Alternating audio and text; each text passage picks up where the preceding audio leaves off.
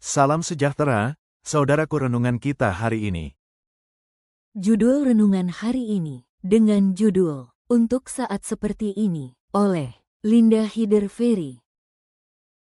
Ayat inti, sebab sekalipun engkau pada saat ini berdiam diri saja, bagi orang Yahudi akan timbul juga pertolongan dan kelepasan dari pihak lain, dan engkau dengan kaum keluargamu akan binasa. Siapa tahu, mungkin justru untuk saat yang seperti ini engkau beroleh kedudukan sebagai ratu. Ester 4 ayat 14. Mari kita dengar penjelasan. Ratu Ester adalah kisah Alkitab favorit saya. Ketika saya masih kecil, ayah saya membacakannya kepada saya berkali-kali hingga dia menghafalkannya. Saya percaya bahwa jika saya menjalani hidup saya selaras dengan rencana Tuhan, Dia punya tugas untuk saya seperti yang dilakukan Ratu Ester dalam menyelamatkan banyak nyawa. Namun tahun-tahun berlalu, dengar penjelasan. Saya menyelesaikan kuliah dan sekolah kedokteran. Saya selalu ingin masuk ke dalam ilmu bedah tetapi tidak cocok dengan residensi pembedahan manapun. Ya Tuhan, saya berseru, apa yang Engkau lakukan? Ini sungguh mengecewakan. Saya ingin unggul dalam sesuatu yang sulit dan menunjukkan bahwa perempuan dapat berperan penting dalam dunia kedokteran. Tepat sebelum memulai residensi praktik keluarga, saya diminta untuk mengajar kelas berhenti merokok. Saat itulah saya belajar betapa sulitnya untuk berhenti dari kebiasaan menggunakan tembakau. Ketika saya kembali ke Universitas Loma Linda, saya mempertimbangkan untuk mengajukan lamaran kembali untuk operasi umum. Namun sebuah suara kecil berkata, Linda, sekarang Anda bisa melihat gambaran besar. Ambil gelar Magister Kesehatan Masyarakat. Anda akan menemukan cara yang tepat dalam upaya pencegahan.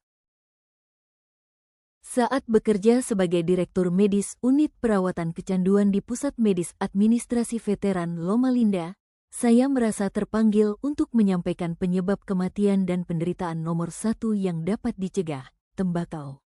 Permen karet nikotin tidak cukup efektif, jadi saya mulai mencari solusi dan menemukan bahwa depresi dan merokok sangat erat kaitannya.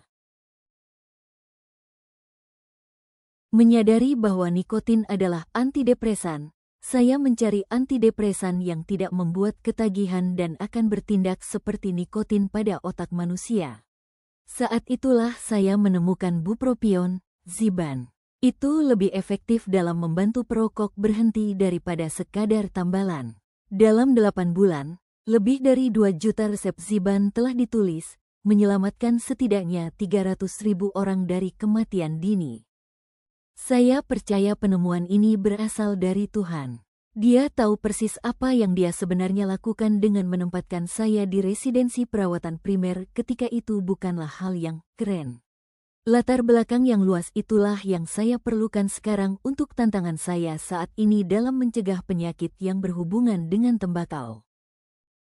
Anda unik dan berharga di mata Tuhan. Gunakan semua sumber daya yang Dia tempatkan pada tangan Anda, dan bersyukurlah untuk dimanapun Anda berada.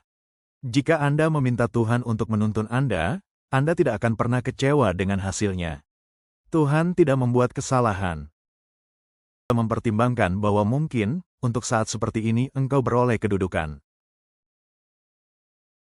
Kesimpulan renungan hari ini, seperti Ratu Ester, setiap kita dipilih Tuhan untuk tujuan yang istimewa, bahkan ketika jalan hidup tidak sesuai dengan rencana kita sendiri. Kadang, pintu yang tertutup bukanlah kegagalan, melainkan cara Tuhan mengarahkan kita ke panggilan sejati yang lebih besar dari yang pernah kita bayangkan. Hidup bukan tentang seberapa tinggi kita bisa naik, tetapi seberapa dalam kita bersedia taat pada suara Tuhan. Dia melihat potensi kita jauh sebelum kita menyadarinya sendiri. Ketika kita menyerahkan arah hidup kita di tangannya, Dia akan memimpin langkah kita menuju rencana yang sempurna, rencana yang bukan hanya memberkati kita, tetapi juga menyelamatkan banyak jiwa. Doa hari ini, Tuhan yang penuh kasih, terima kasih karena Engkau memiliki rencana yang indah bagi setiap anak-Mu. Ketika jalan hidup terasa membingungkan dan harapan seolah sirna, tolong aku untuk tetap percaya bahwa Engkau sedang bekerja di balik semuanya. Jadikan aku alatmu untuk membawa terang, pengharapan, dan kesembuhan bagi orang lain.